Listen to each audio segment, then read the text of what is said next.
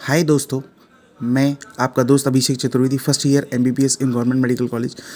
तो आज अपन शुरुआत करते हैं टॉपिक एलर्जी की, जो कि page number 153 human health and disease का पार्ट है।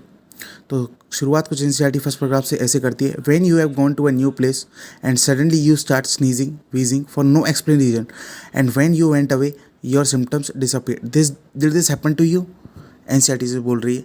Some of us are sensitive to some particle in the environment and the above mentioned reaction could be because of allergy to pollen comma mites etcetera which are different in different places.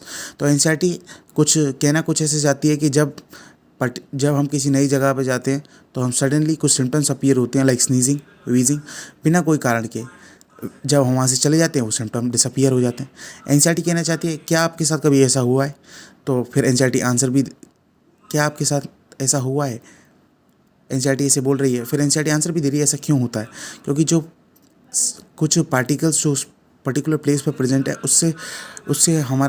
उससे हम sensitive हैं, उस particular particle से जो environment में present है। Example ही दे रही है एनसीईआरटी, पोलन माइट्स एक्सेट्रा। फिर अब हम समझते हैं एलर्जी क्या है। एनसीईआरटी बोलना चाहती है कि जो ये हुआ है, ये जो फर्स्ट प्रोग्राम में एक्सप्लेन किया है, वो ड्यू टू एलर्जी हुआ है। तो हम अब पढ़ते हैं एलर्जी। द एलर्जी क्या है? इम्यून सिस्टम का disorder, exaggerated response of the immune system to certain antigen is called as allergy. Exaggerated response मतलब बहुत ज़्यादा अत्यधिक रिस्पॉन्स है किसका? इम्यून सिस्टम का, उस पर्टिकुलर एंटीजन के खिलाफ, उसे बोलते हैं एलर्जी। सब्सटेंस जो प्रोड्यूस करवाता है वो कौन है? एलर्जन, इस इम्यून रिस्पॉन्स को।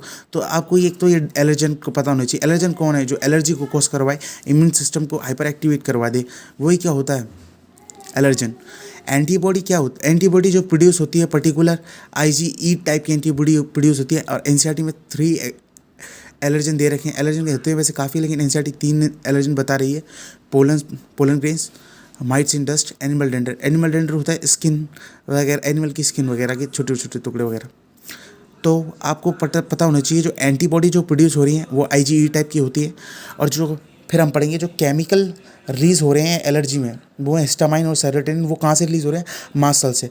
देखो वो ग्रीन कलर से मैंने एरो लगाया है, मास्ट सेल ऊपर बना हुआ है। मास्ट सेल से क्या होते हैं? रिलीज होते हैं क्या? Histamine and serotonin. उसकी वजह से कुछ सिम्टम्स अपीयर होते हैं बॉडी में, जैसे कि sneezing, watery I, running nose, difficulty in breathing. दोबारा रिवाइज करेंगे। Sneezing, watery eyes, running nose, difficulty in breathing. Chemical कौन कौन से रिलीज होते हैं? Histamine and serotonin. और जो इन सिम्टम्स अपीयर होते हैं, इनको डिसअपीयर करने के लिए, क्विकली रिड्यूसेस सिम्टम करने के लिए, इन एलर्जी के सिम्टम को रिड्यूस करने के लिए क्या दिया जाता है? Antihistamine, adrenaline, steroids. क्या? Antihistamine, adrenaline and steroid. अब नेक्स्ट पेज पे चलते हैं। अब एनसीईआरटी कह रही है हमको कॉज ऑफ एलर्जी कैसे पता करेंगे? पेशेंट इज एक्सपोज और injected with very small doses of a particular possible antigen and reaction studies. हम पेशेंट को स्मॉल अमाउंट ऑफ बहुत सारी एंटीजन एक्सपोज करेंगे और रिएक्शन को स्टडी करेंगे। जब हमन को पता चल जाएगा वो पर्टिकुलर एलर्जन से उसको एलर्जी है, तो उसे एक्सपोज करने के लिए मना कर देंगे या उसको प्रिवेंट करना पड़ेगा उसको वहाँ से जाने के लिए। फिर modern day lifestyle, lowering immunity and more sensitive to allergen. More and more children in the metro cities suffer from the allergies and asthma due to sensitivity to environment. NCERT कहना चाहती है जो metro cities हैं, वहाँ के जो बच्चे होते हैं वो मोर प्रोन है allergies, like allergies and asthma due to उनका protected due to sensitive to the environment. ऐसा क्यों है? क्योंकि उनको जो उनकी अर्ली लाइफ स्टेजेस थी, जैसे कि उनको बचपन में उनको protected environment provided early in life. जबकि जो विलेजेस के बच्चे हैं उनको क्या कहते हैं, इतनी प्रोटेक्टिव इन्वायरमेंट नहीं होता, उनको वो बहुत सारे एंटीजनों से एक्सपोज हो जाते हैं उनके पास। तो उनके पास एक्वायर्ड इम्यूनिटी ज़्यादा डेवलप होती है बजाय किसके? मेट्रो सिटीज़ के बच्चे से। इसलिए एनसीईआरटी ये वाली लाइन लिख रही है। एग्जाम्पल है एंड एलर्जीज़ का अस्थमा, ब्रोंकियल अस्थमा, जो अपन को पता होना चाहिए। अब आपको 4 बातें याद होनी चाहिए। एंटीबॉडीज़ एलर्जीज़ में कौन सी प्रोड्यूस होती है? आईजीई टाइप की। क्या कहते हैं जो आपके, क्या कहते हैं, सिम्टम क्या है? सिम्टम होते हैं watery I, running nose, difficulty in breathing और स्नीजिंग। ये आपको सिम्टम याद होने चाहिए।